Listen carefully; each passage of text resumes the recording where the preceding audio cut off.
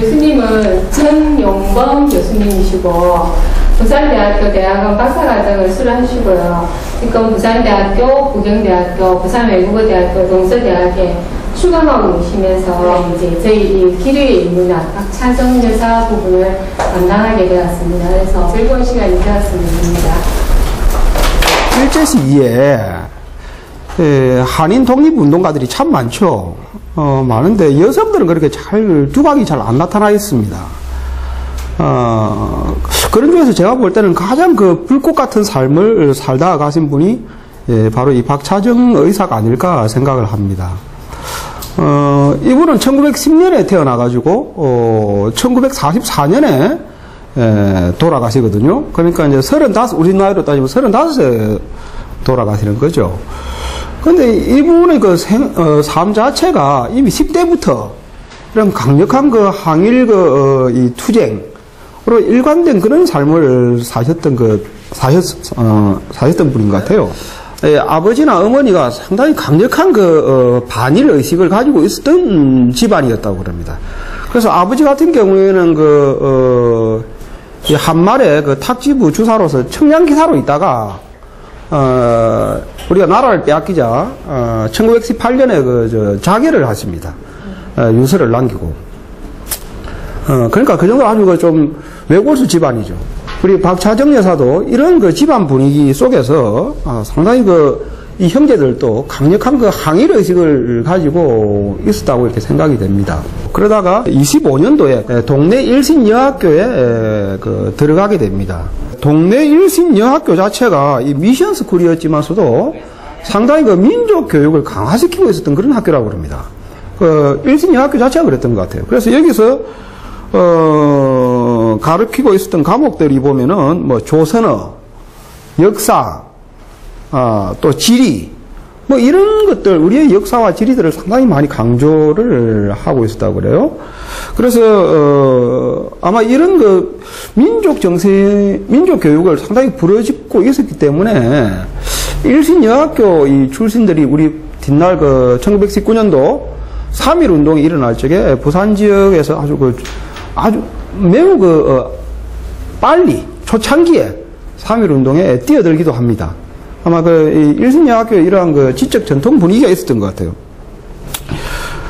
그런 속에서 이 사람은 애당초 어렸을 때부터 집안에서부터 아예 그런 교육소에서 자라다 보니까 이런 민족학교에 들어가다 보니까 더더욱 어떤 이 의식이 강화되어졌겠죠.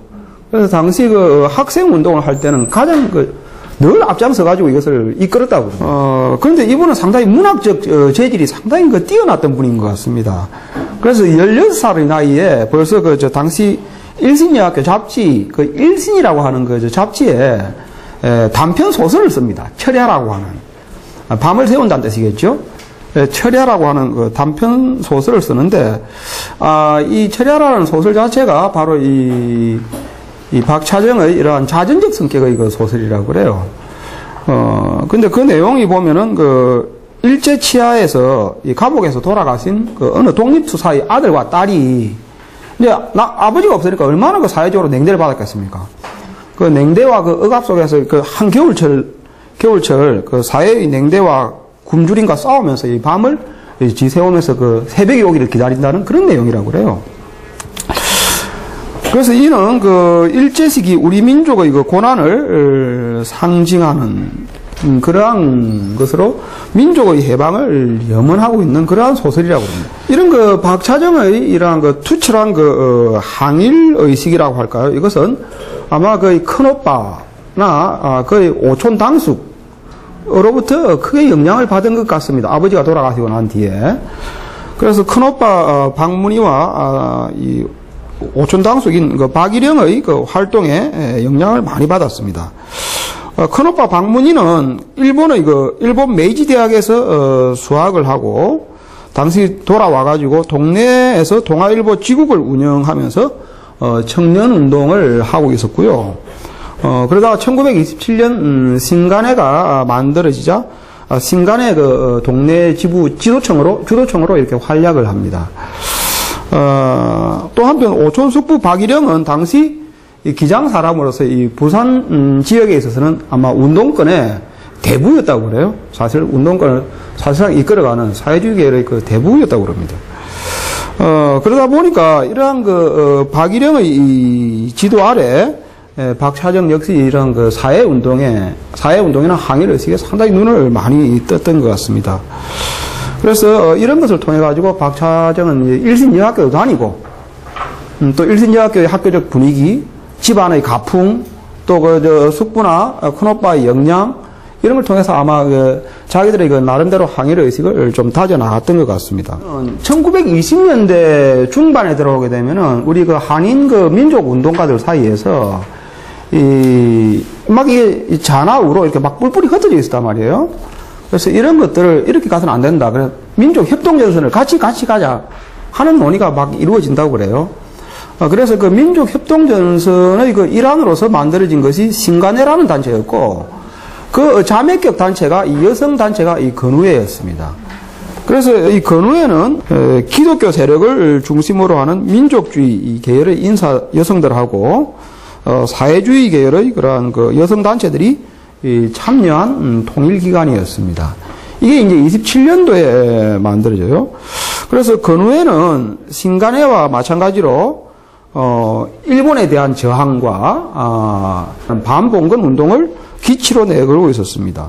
그래서 이게 여성단체였기 때문에 여성들의 차별 철폐라든지 인습이었던 미신타파, 막 이러한 것 등을 강령으로 내걸고 있었다고 그래요. 그래서 이게 이제 이 건우의 행동 강령과 규약들이 쭉 이렇게 지금 현재 남겨져 있습니다. 그래서 이제 박차정은 바로 이 건우회가 설립되자 바로 이 동네지회, 부산 동네지회의 설립에 앞장서서 이게 28년 5월 10일 날 결성이 되어집니다. 당시 건우회의 지회는 전국적으로 한 70개 가까이가 있었습니다. 우리나라 전체로 본다면은.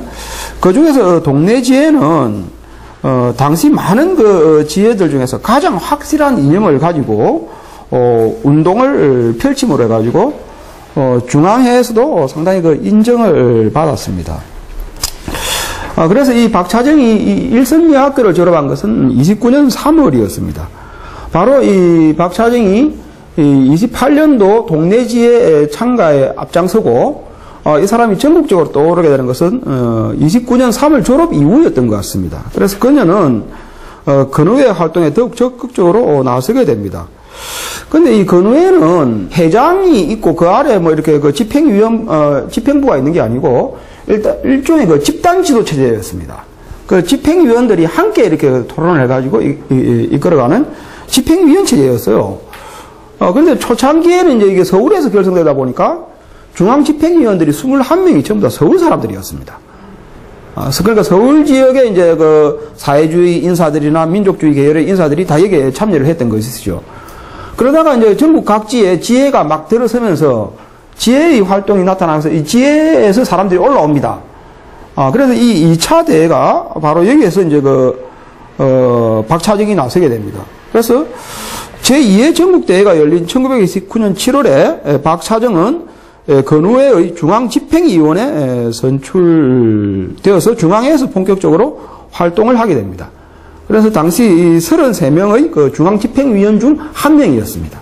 그래서 33인 집단 지도 체제의 한 부분을 차지하면서도 또 상근 집행위원이었어요. 상무집행위원으로서 14명의 상무집행위원 속에도 포함되어져 있었습니다.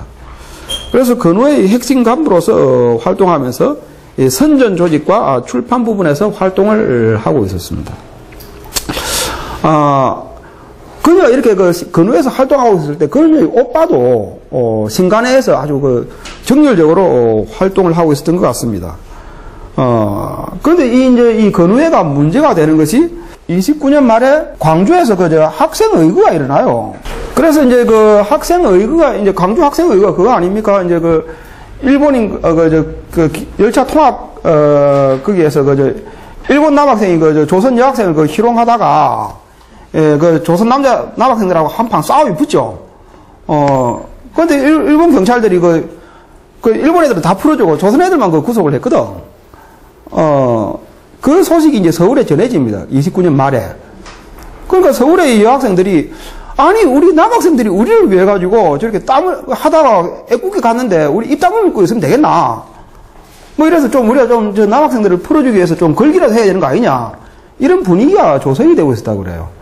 바로 그런 분위기를 이끌어 뒤에서 리드하고 있었던 단체가 바로 건우회였습니다. 이 건우회 사건은 박차정이나 허정숙이 대중적 위력으로 민족의 그 항의를 보여줌으로써 이 광주 학생으로 운동으로 구속된 학생들을 석방하고 민족적 기치를 들기 위해서 시내 각 여학교의 그 시위를 지도하는 그러한 상태에서 일어난 것이었습니다. 그래서 1월 15일 날 11개의 그 여학교가 참가를 하게 되는데 여기에서 박차정은 시위의 준비 과정을 이끌고 각 학교의 대표들을 지도하여서 학교끼리의 연락 방법 및 기타 일체의 것을 지시하기도 했습니다. 그러다 보니까 이 사건 발생 직후에 일제는 건우회를 배후로 지목을 하고 간부들에 대해서는 일제 근거에 들어가 가지고 박차정을 비롯한 많은 간부들이 근거되었는데 마지막 최종적으로 근거된 사람은 박차정과 허정숙 두 사람뿐이었습니다. 이 두 사람이 이제 그 보안법 위반으로 구속이 됩니다. 그래서 사실상 이 박차정과 허정숙이 이 운동을 주도했다고 볼 수 있는 것이죠. 당시 서대문 경찰서에서 박차정을 신문을 할 때 만들어졌던 신문 조서의 내용 중에 일부입니다. 그래서 박차정은 처음 서대문서에서 치조를 받다가 일시 석방되어 고향인 동네로 자기 집으로 내려와 있었는데 다시 2월 달에 근거되어서 서울로 다시 호송되었습니다. 그래서 2월 9일 서대문 경찰서 유치장에 유치되어 이후 세 차례의 그 신문을 받은 끝에 아마 증거가 뚜렷하지 않았던 모양이죠. 그래서 증거 불충분으로 불기소로 석방이 됩니다. 그래서 2월 16일 날 석방이 돼요. 그래서 석방이 되어가지고 이 사람은 이제 자기 이제 집으로 내려와 있었던 것이죠. 그래서 아마 이 세 차례의 신문을 받는 끝에 아마 상당히 모진 고문을 받았던 것 같습니다. 그래서 일제히 그 모진 고문으로 몸이 그 상당히 상해가지고, 불기소로 석방된 이후 한 달 정도는 꼬박 누워서 치료를 받았다고 그래요. 그러던 어느 날 아마 먼저 중국으로 망명 가 있었던 그 작은 오빠, 이 박문호가, 이 여동생이 지금 이렇게 상태가 안 좋다고 또 일본의 그 감시 눈초리가 있고 그래서 중국으로 오도록 그 사람을 밀파합니다. 그래서, 박차정 밀파된 사람의 권유를 받아들여서 인천에서 이제 그 배를 타고서 중국으로 망명을 하게 됩니다. 아마 그 이후로는 이분은 이제 고국 땅을 밟지는 못하지요. 그래서 아마 이때가 대략 1930년 3월이나 한 4월쯤 된다고 그래요. 그러니까 이분은 나이 그 21살 때 이제 그 고향을 등지게 되는 것이죠. 그래서 박차정은 상해를 거쳐 북경으로 가서 당시 조선공산당 재건운동에 주력하고 있었던 김원봉의 어열단에 합류하여서 조선공산당 재건설동맹 중앙부의 위원으로서 활동을 하게 됩니다. 그러다가 그 다음해인 1931년 3월에 약산 김원봉과 결혼을 하게 됩니다. 이분이 그 김원봉이에요. 상당히 잘생기셨죠. 사실 일본인들이 항상 보면 그 간담이 서늘할 정도로 잡으려고 해도 잡을 수 없었던 27년간 전혀 안 잡혔던 분입니다. 그래서 그 당시 이분은 1898년생이니까, 이 김원봉하고는 12살, 박차정 여사하고는 12살 차이가 나요. 그래서 박차정 여사가 22살 때, 34살의 김원봉과 결혼을 하게 됩니다. 근데 김원봉 하면은, 우리 그 독립운동사에서 아주 뚜렷한 핵을 그은 분입니다. 조금 전에 말씀드렸다시피. 근데 우리 남쪽에서는 잘 안 알아줘요. 특히나 이분은 우리가 20년, 한국인들의 독립운동하면 잘 아는 게 청산리 전투 이런 거. 근데 그 이후 변변한 일본인들과 대어놓고 싸움을 걸고 치열하게 싸워간 유일한 단체가 딱 하나 있었는데 그 단체가 조선의열단이라는 단체였습니다. 조선의열단이라는 단체였어요. 그래서 이 조선 어열단을 이끌고 있었던 사람이 이 김원봉이었습니다. 그래서 이분이 1919년도 11월 달 만주 길림성에서 13명의 동지들과 함께 이 어열단이라는 항일 비밀 결사 조직을 구성을 합니다. 여러분들 보셨나요? 한 10몇 년 전인가 아나키스트라는 영화가 한번 나온 적이 있었습니다. 기억이 안 나실 분도 있겠지만 그 당시 장동건도 나오고 이렇게 쭉 저도 한번 본 기억이 납니다만 또 그게 이 어열단을 지금 소재로 해서 쓴 영화거든요. 근데 제가 그 당시 아나키스트 보니까 너무 아나키스트 회원들이 똥폼만 잡는 것처럼 이들이 멋쟁이기는 멋쟁이였습니다. 늘 깔끔하게 양복을 입고 테니스나 수영을 즐기고 이랬던 분인데 사실 이분들은 뭘 하냐 하면 젊은 나이에 다 죽습니다. 이분들이 하는 역할이 일제에 대한 일종의 무장투쟁이었습니다. 그래서 이들은 폭력을 독립투쟁의 유일한 수단이라고 보고, 조선 총독을 비롯한 일제 치하의 고관 대작들, 또 군부의 순회들, 대만의 총독, 또 친일파 거두, 적의 밀정, 반민족적 토열신 등을 이 7개의 적을 반드시 죽여버려야 될 그러한 대상으로 설정했습니다. 그래서 이걸 칠가살이라고 해요. 또 5개의 반드시 파괴해야 될 기관들을 적시했습니다. 조선 총독부 건물, 당시 또 조선인들의 피를 빨고 있었던 동양척식주식회사, 또 조선 총독부의 의용 기관지였던 매일신보, 또 각 지역의 경찰서, 기타 일제의 이 중요 기관들을 5개 파괴 대상으로 설정을 하고 정확하게 목표를 설정을 해가지고 그것을 공격을 했습니다. 이 다 어열단 한원들입니다. 24년도에 1월달에 일본으로 건너가가지고 우리 조선의 가장 큰 적이 누구냐? 그러니까 천황이라 이거야. 일본皇宮을 아예 폭파해가지고 제거하려고 그럽니다. 그래서 이게 실패로 끝나가지고 이제 결국 옥사를 하죠. 옥사를 하고요. 행방불명이 됩니다, 이분은. 또 우리 부산이 나온 또 다른 독립운동가가, 민족운동가, 이분 박재익이라는 분이죠.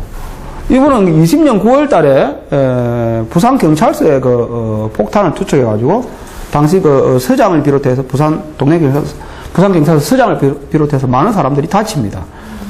그때 나이가 27살이었어요. 그러니까 이런 분들 좀, 죽기 전에 한번 좀 못 내는 거야. 그럴 수 있는 거 아니겠습니까? 이런 단체가 조선 어열단이었습니다. 그러니까 일본 경찰들이 얼마나 놀랬겠어요. 얘네들은 신출 기물하면서 나타나면서 이 활동을 전개를 하고 있었거든요. 그래서 이런 속에 이 김원봉은 22년 만, 19년도 만들어졌다고 한다면은 19년도 만들어졌다고 한다면 당시 김원봉의 나이가 겨우 22살 때입니다.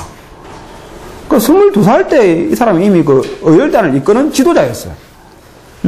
지도자였던 것이죠. 그래서 김원봉은 22년 말에 우리의 단재 신채옥 선생을 만나가지고 이 어열단의 앞으로 나아갈 지침이 되는 선언문을 하나 적어달라라고 부탁을 해요. 그래서 이제 그 부탁을 들어가지고 만들어진 것이 조선혁명선언입니다. 일명 우리가 어열단 선언이라고도 부르는 것이 되죠. 이 글이 당시 수많은 조선의 젊은이들을 민족운동으로 뛰어들게 하는 그런 직접적인 글입니다. 이거는 민중 직접혁명을 촉구하는 글입니다. 민중 직접혁명을 촉구하는 그런 글이고요. 아마 제가 이걸 제시할 수 없고 인터넷을 통해서 이게 지금 이제 번역이 다 되어가지고 요새 말로 여러분들이 보실 수 있는 말로 올라와 있을 겁니다. 그래서 한번 관심이 있으신 분들은 보면은 좋죠. 그래서 좀 읽어보면 막 피가 끓습니다. 그래서 적어도 글을 읽을 때 야 내가 정말 이렇게 뛰어들어야 되겠구나 이런 생각을 가질 정도로 글을 써야 될 거 아닙니까? 이분이 필치가 그래요. 그래서 이처럼 어열단의 아나키즘 운동에 입각한 암살 파괴 운동은 사실 실패로 끝납니다. 실패로 끝나고 또 어열단의 자금 모집이 어려워지면서 상당히 그 극심한 침체기에 들어갑니다. 그래서 여기서 이제 그 아나키즘이 도대체 뭐냐? 아나키스트를 무정부주의자 이렇게 번역을 하죠. 지금 현재도 무정부주의자라고 이렇게 번역을 하는데 제가 볼 때는 무정부주의로 번역을 해서는 안 되고 이걸 반근위주의로 번역하는 게 좀 맞다고 저는 생각합니다. 이 아나키즘이라고 하는 이 운동은 이 어떤 운동이냐 하면은 이런 거예요. 쉽게 말씀드리면은 원래 인간 잘 되자고 인류가 이 땅에 태어나고 난 다음에 인간의 행복과 인간의 발전을 위해서 여러 가지 조직이나 사회기구나 제도들을 만들었을 거 아닙니까? 법도 만들고 뭐 여러 가지 이거 만들었을 텐데 그 이 아나키스트들이 볼 때는 그런 인간이 만들어낸 제도나 기구들이 어찌 보니까 인간을 억압하더라는 거예요. 그러니까 가진 자들 위주로 그들만 잘 해먹고 나머지 그 대중들은 상당히 그 억압을 하고 속박하더라는 거죠.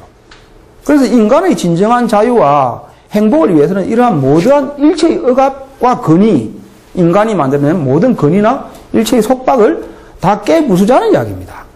그게 아나키즘입니다. 근데 그 방법은 여러 가지가 있을 수 있죠. 이 의열단처럼 이렇게 그 폭력을 통한 이러한 이 기관이나 암살 요인과 같은 이런 방법도 있을 수 있고 또 아주 평화적인 그 시위를 통해서 그들의 그 노선을 추구하는 그러한 그룹들도 있습니다. 그런데 무정부주의라고 번역된 것은 당시 많은 한국인들로 하여금 이 아나키즘에 빨려들게 합니다. 왜냐하면 당시 무정부주의라고 한다면 무정부가 뭔가요? 정부를 거부한다는 거 아닙니까? 우리 정부 필요 없어. 근데 당시 우리 조선의 정부가 무엇이었습니까? 우리 조선의 정부가 없었나요? 조선 총독부잖아요. 조선 총독부거든요. 그러니까 정부를 없애자는 말은 마치 우리 한인 독립운동가들 속에는 조선 총독부를 없애자는 말로 들렸을 겁니다. 그러다 보면 상당히 많은 사람들이 이 한인 아나키스트로서 이렇게 활동을 합니다. 단재 선생도 그 아나키스트에 빠져들어갔던 분입니다. 이런 분도. 그래서 이분도 37년 옥사할 때까지 아나키스트로서 그 활동을 하십니다. 그런 속에서 아마 이분은 약사는 아나키즘에서 이 사회주의 사상, 공산주의 사상에 대해서 눈을 새롭게 떴던 것 같습니다. 그래서 눈을 뜨면서 이제 그 공산주의 활동, 재건 운동에도 뛰어듭니다. 그래서 글자가 오타 났습니다. 1929년 말경 조선공산당 재건설 동맹을 세움과 동시에 레닌주의 정치학교를 세웠습니다. 그래서 이 조선공산당 재건설 동맹은 중앙부를 두고 조선지부, 북경지부, 만주지부를 이렇게 두었는데 바로 30년대 이 무렵에 박차정이 망명을 하는 것이죠. 망명을 하자마자 박차정은 중앙부에서 이 핵심 위원으로 중앙위원으로서 활동을 하게 됩니다. 그래서 박차정이 30년 중국으로 건너가자 말자 이렇게 중책을 맡았다는 것 자체가 상당히 인상적입니다. 그래서 아마 이것은 국내에서 그 건우회 활동의 그 소식을 아마 김원봉도 익히 들었을 것이고, 이런 것이 아마 김원봉으로부터 높이 이 평가를 받지 않았는가 이렇게 알려져 있습니다. 그런 속에 이제 그 32년도에는 남경으로 이제 가가지고 김원봉을 도와서 조선혁명간부학교 개설을 준비하였습니다. 우리도 이 독립운동을 해나갈 좀 지도자들, 간부를 육성해야 될 거 아니냐. 그래서 국민정부와 제휴를 해서 혁명간부학교를 개설을 하게 되는데 이때도 이제 박차정이 크게 활약을 합니다. 특히나 이 일에 주도적으로 활동했던 분이 그 박차정이고 오빠였다고 그래요. 초창기 그래서 그 오빠가 학생 모집에 상당히 앞장을 씁니다. 그래서 학생 모집의 협조를 부탁받은 박문희는 김원봉으로부터 운동자금 300원을 받아가지고 고향에서 이 학생 모집에 나서게 됩니다. 그 박문희 노력의 결과 신간의 회원이었던 신병원을 비롯해서 5명이 중국으로 이제 건너가게 됩니다. 그래서 이들이 이 혁명간부학교 제1기생이 됩니다. 이 혁명간부학교는 6개월을 한 기간으로 정했던 것 같습니다. 이게 뭔가 하면은 마치 중국에 조금 전에 말씀드린 황토군간학교가 있듯이 황토군간학교가 중국인들을 대상으로 하는 혁명적 지도자들을 길러내는 그러한 요새로 말하면 사관학교 같은 데거든요. 그러니까 우리 조선인들의 간부들을 길러내자는 것입니다. 그래서 이게 일종의 사관학교 같은데요. 그러니까 사관학교 같으면 4년제 코스 아닙니까? 4년제 코스인데 그렇게 느슨하게 할 틈이 없어요. 그래서 6개월을 단위로 해가지고 끊깁니다. 6개월. 그러니까 6개월 동안 4년 해야 될 작업을 다 하는 거예요. 그러니까 당시 참여했던 이 학생 대원의 이야기를 들어보면 아침 6시부터 저녁 9시까지 풀로 이렇게 수업하고 공부하고 이 토론하고 정치학습하고 주로 하는 게 주로 이제 싸움 야외 연습이죠. 전쟁 연습을 주로 하고. 근데 이들 단체의 회원들이 그래서 사기생까지 한 150명 정도가 배출됩니다. 이 혁명간부학교에서. 한 150명 정도가 배출되는데 상당수는 이제 뒷날 국내로 돌아와가지고 이 어떤 조직을 만들려다가 일본 경찰에게 체포가 되어졌고. 그 남아있던 세력들은 뒷날 조선 의용대라든지 광복군이라든지 이런 무력 조직에서 핵심 간부로서 다들 활동하게 됩니다. 그러니까 우리 민족운동의 무장투쟁의 산실이라고 할 수 있는 데가 되죠. 여기에 교장을 맡았던 사람이 이제 김은봉이고 가르쳤던 이 교관이 바로 아내였던 박차정이었습니다. 이런 활동을 했던 것이죠. 그래서 이들이 이제 졸업생들은 공작 임무를 부여받고서 조선, 만주, 또 노동자, 농민, 이러한 사람들을 대상으로 해서 어떤 조직을 만들도록 이렇게 유도가 되어졌는데 이게 다 잡힙니다. 그래서 36년 당시 35명이 대거 체포되기에 이르릅니다. 그러면서 국내에서의 활동은 사실상 실패로 끝나지만 중국 관내에서, 중국 내부에서는 이들의 활동이 상당히 활발하게 전개가 되어졌습니다. 그런 속에 1935년 7월에는 남경에서 조선민족혁명당이 결성이 되는데 이때에도 역시 박차정은 이 핵심 멤버로서 활동을 합니다. 그러니까 아마 남편을 도와가지고 여기에 뛰어들었던 것이죠. 당시 이 김원봉의 의열단은 조소왕이 이끌고 있었던 한국독립당이나 신한독립당, 조선혁명당, 대한독립당과 함께 민족유일당 운동의 일환으로서 이걸 다 통합하자 하는 입장에서 민혁당을 결성합니다. 민혁당은 자든 우든 이걸 다 가리지 않고 다 수용하면서 진보적 내용의 이 17개 강령을 내걸었는데 이 강령의 내용은 사실상 김원봉이 자기가 제시했던 의열단의 행동 강령과 거의 같은 것이었습니다. 그러니까 민족혁명당의 행동 강령 17개가 의열단의 행동 강령하고 거의 같아요. 그러니까 아마 이것은 기초를 이 김원봉이 작성했다고 볼 수 있죠. 또 그러면서 이 민족혁명당의 총서기로서 김원봉이 뽑힙니다. 그래서 이 35년 단계 중국 관내에서는 상해 임시정부를 빼고는 최고로 큰 단체가 하나 만들어진 거예요. 만들어지면서 알고 있는 백범 김구 선생과 명실공히 쌍벽을 이루는 그러한 운동의 리더로서 젊은 약산이 급격하게 부상하기 시작합니다. 이렇게 부상을 하게 된 것이죠. 그래서 이때 민족의 자주 독립, 민주 집권제의 정권 수립, 토지의 국유화, 국가의 계획 경제, 이러한 내용 등을 담고 있는 안건이 발표가 되어집니다. 그런 속에서 박차정은 이런 속에 남편을 도와서 36년 7월 다음 페이지 바로 넘기겠습니다. 36년 7월 이청천 장군의 이 부인 이성실과 함께 민혁당 남경조선 분여회를 내부에서 결성했습니다.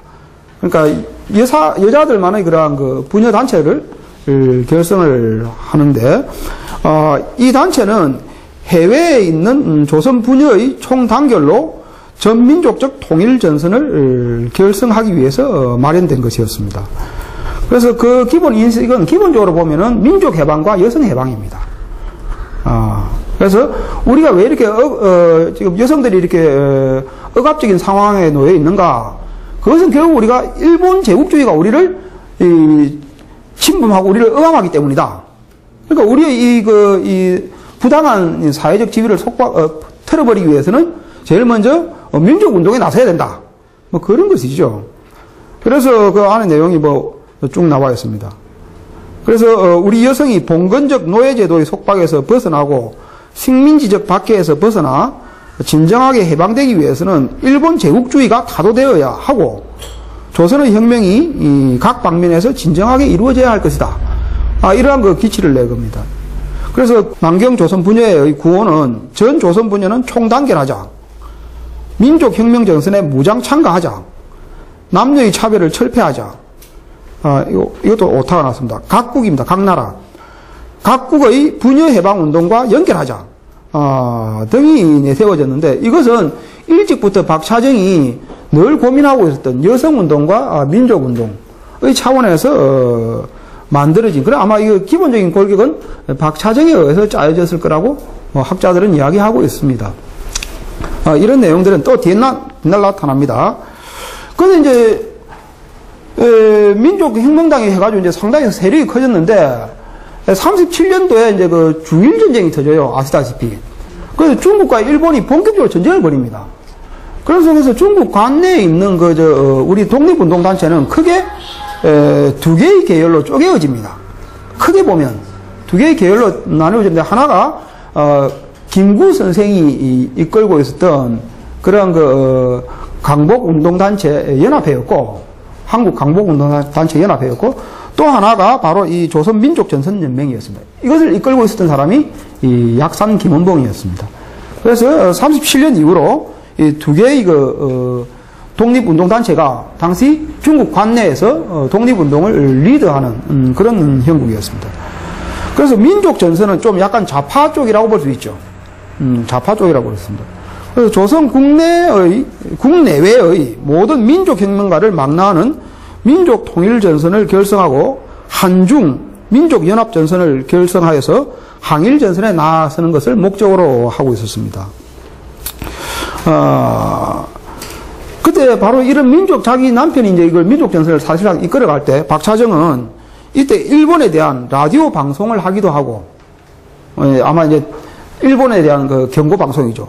라디오 방송을 하였고, 또 오랜 옥고꽃에 숨진 도산 안창호의 추도회를 개최하기도 했습니다. 그래서 당시 민족전선은 기관지로 반월간제인 조선민족전선을 발간하고 있었는데, 박차정은 여기에 임철회라는 이름으로 창간호에는 경고, 일본적 혁명대중, 일본의 혁명대중에게 경고합니다. 뭐 이런 이야기겠죠. 을 기고하고 3호와 5호, 6호에는 조선 여성과 조선 부녀와 부녀운동이라는 글을 연재를 했습니다. 그래서 특히 후자의 글에서 그녀는 식민지 조건하에서 조선 여성의 법률적 구속, 정치적 압박, 사회적 불평등 지위 등 여성의 현실을 분석한 다음 우리나라 여성운동을 몇 개의 시기로 나누어서 이렇게 분석을 하기도 했습니다. 그래서 이제 고찰하고 이제 중국의 전면적 항일전쟁이 시작된 이 성전에 우리 부녀자들도 일치단결해가지고 나서야 될 거 아니냐 하는 그런 내용으로 이제 권유하고 있습니다. 결국 이 글은 앞서 본 남경 부녀의 선언문과 입장을 같이 하고 있는 것으로서 여성운동과 민족해방운동과의 접목을 강조하고 있는 것입니다. 그런데 이 단체가 이렇게 운동을 내세웠지만 사실 무장투쟁이 없었어요. 그래서 이 민족전선 쪽에서 우리의 최초의 국군 조직을 만듭니다.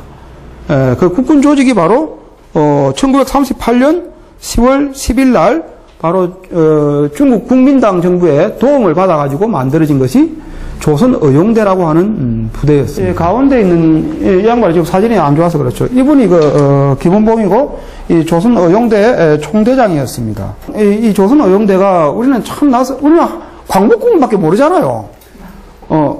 그런데 광복군은 40년 9월 달에 만들어집니다.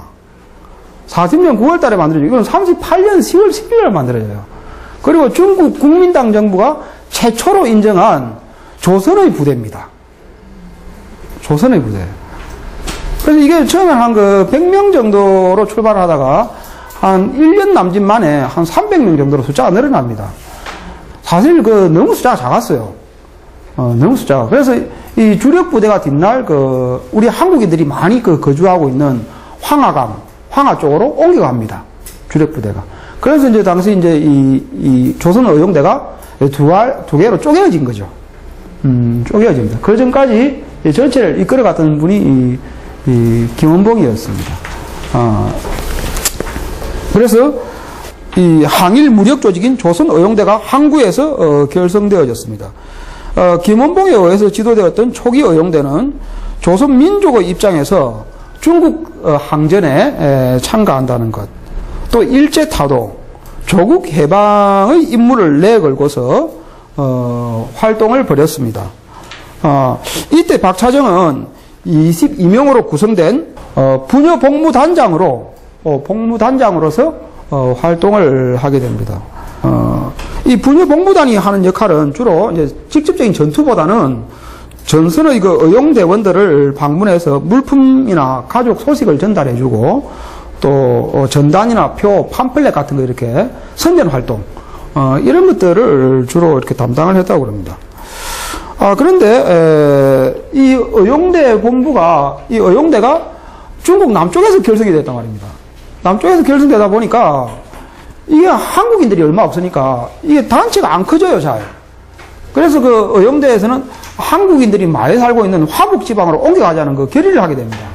그 사이에 역폭덕이 이끄는 남로 공작대원들이 북상하면서 강소성 곤륜간에서 큰 전투가 벌어졌는데 당시 박차정 가족의 증언에 의하면 이 박차정은 바로 이 곤륜산 전투에서 상당히 큰 부상을 입었다고 그래요. 즉 박차정은 곤륜간 전투에서의 상처와 지병인 관절염으로 건강을 회복하지 못한 채 조국의 해방을 1년 남겨두고 44년 5월 27일 35세로 사망을 하게 됩니다. 해방이 되자 남편 김원봉은 그녀의 유골과 피 묻은 군모를 가지고 돌아옵니다.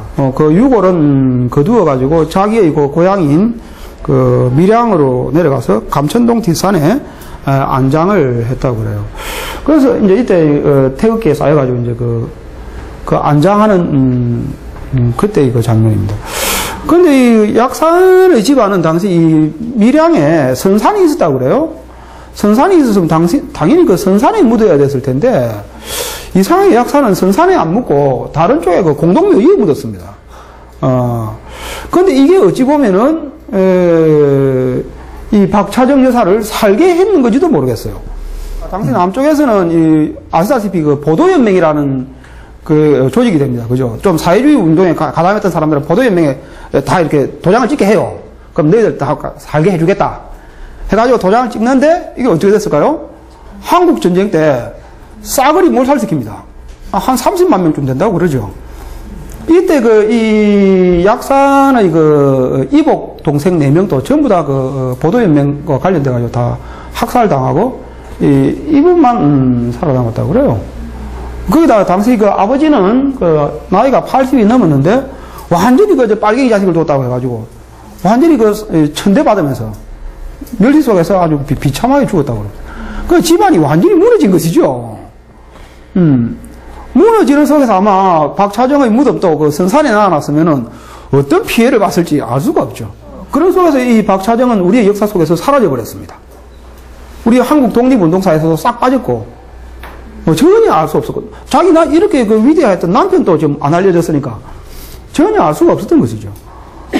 그래서 박차정의 유족들은 자식도 없지만 이 조카들이 그녀의 그녀의 활동을 밝혀서 올바른 평가를 받기 위해서 여러 가지 노력을 했지만 오랫동안 제대로 된 역사적 평가를 받지 못했습니다. 다들 아시다시피 가장 큰 이유가 우리 남북 분단이라는 이 현실 때문에 그런 것이죠. 남편은 월북했고 또 그녀 스스로도 일제시대에 공산당 활동을 했고 또 이 좌익 계열에서 이렇게 뛰어들어서 활동도 했고 이러다 보니까 평가를 안 해주는 것이죠. 그래서 우리가 주로 우리 남쪽에서는 민족주의 계열의 그 인사들만 그 독립운동을 상당히 평가를 하지만 사실 좀 다들 이제 아시는 이야기지만 당시 일제 시기에는 사회주의 계열의 사람들이 상당히 독립운동에 적극적이었습니다. 그럼 우리 독립운동이라고 하는 일제에 저항한다는, 일본 민족에 저항한다는 전체적인 측면에서 본다면은 우리 독립운동 전체의 이 상을 제대로 부각을 시켜야 될 텐데 그런 측면에서 부각이 안 된 것이죠. 둘째는 식민지하 여성들의 투쟁이 제대로 평가를 받지 못했다는 데 그 원인이 있습니다. 그러니까 이게 남자들의 그 당시 일제 식민지기에 이 중국 관내에서는 여성들의 그 민족운동이 상당히 많았다고 그래요. 우리가 상상 외로. 근데 이런 것들이 남성들의 활동에 가려가지고 제대로 부각이 안 된 것이죠. 아마 그 중에서 가장 치열하게 살았던 분 중에 한 분이 바로 이 박차정이 아닐까 이렇게 생각이 됩니다. 그래서 이분은 뭐 사회주의 계열인데다가 좀, 남편의 문제, 또 집안의 문제, 다 이런 걸로 걸려가지고 이렇게 치열하게 싸움을 하고 투쟁을 했음에도 불구하고 제대로 된 평가를 받지 못했습니다. 그러다가 해방 50주년을 맞아가지고, 근저가 사망한 지 51년 만에 1995년 8월 국가로부터 건국훈장 독립장을 추서를 받았습니다. 이 건국훈장 독립장은 그 유관순 열사가 받은 그 훈장하고 같은 격이라고 그래요. 상당히 높게 지금 국가에서 평가를 내렸다는 것이죠. 실질적으로 상당히 높게 평가를 내렸습니다.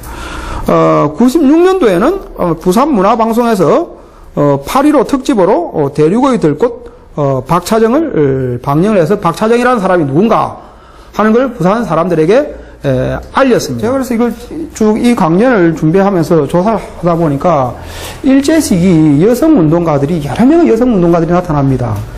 여러분들이 잘 아시는 뭐 많은 인물들도 있지만 그 많은 분들 중에서 한번 전체 양을 좀 비교해 보니까 상당히 높은 프로테이지를 이 박차정이 차지하고 있었습니다.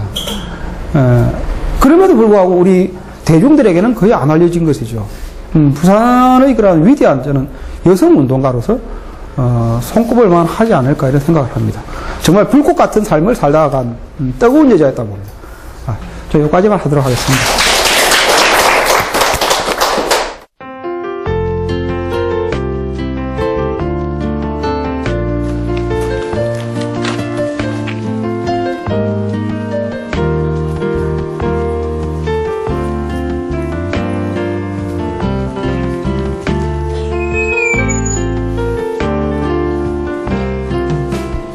아버지가 한일 합방에 분노를 느끼고서 자결하셨다고 해서 어머니 집안이 유명한 독립운동가 집안이라고 얘기를 들으셨을 겁니다. 그리고 박차정 여사의 두 오라버니도 독립운동을 하다가 순국하셨습니다.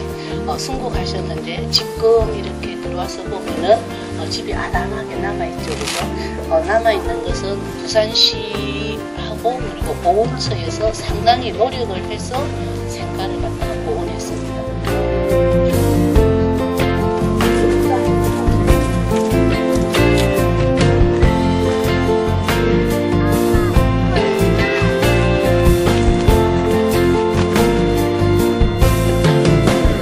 최씨 집안의 내훈이죠. 그죠? 6년이라는 것이 연대. 자, 자기 자신을 지키는 거 해서 스스로 처연하게 하고 남에게 온화하게 하고 일이 없을 때 마음을 맑게 하고 일을 당했으면 용감하게 대처하고 성공했을 때는 담담하게 행동하라.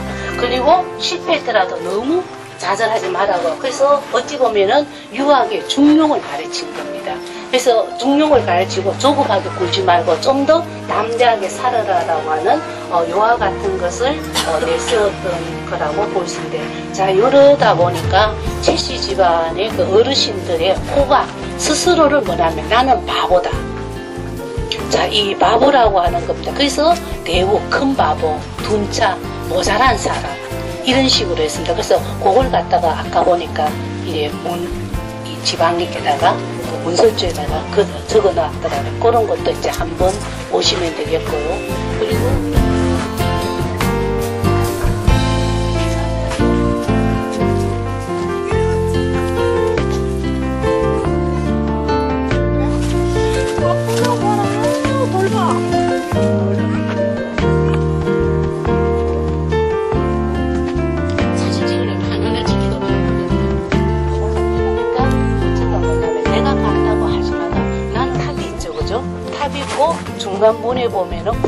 대표님이 앉아 계십니다. 앉아 계시고 그리고 양쪽으로 밑에는 보면은 여러분들 절에 가면 가끔가다 햇대상 있죠, 그죠? 그래서 사자 2마리가 이렇게 지키고 있습니다. 지키고 있고 그리고 위쪽 부분 왼쪽 탑 위쪽 부분에 보면 성각으로 나와 있는데 비천상이 새겨져 있습니다. 자, 비천상이 새겨져 있는데 명백하게 요건 하나에 말하면 절을 갖다가 나타냅니다.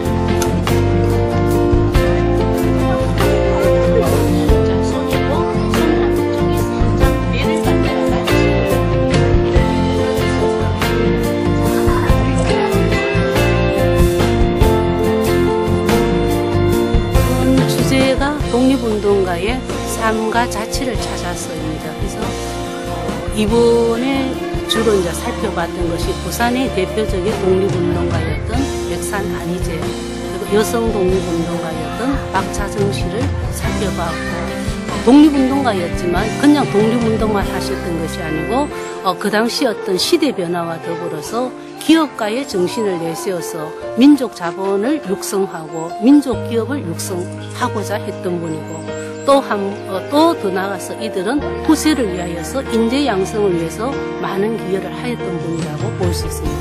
그래서 망해갔던 국가를 지키기 위한 독립운동도 중요하지만 이분들이 가졌던 기업가로서의 정신 또는 사회 지도층으로서의 책임의식 같은 것은 현재 우리가 이 세상을 살아가면서 어쩌면은 이 세상을 이끌어가고 있는 사회 지도층들에게 기감이 되고 또 그들이 좀 더 본받으면서 보다 정의로운 사회가 되지 않을까 하는 생각을 하고 있습니다.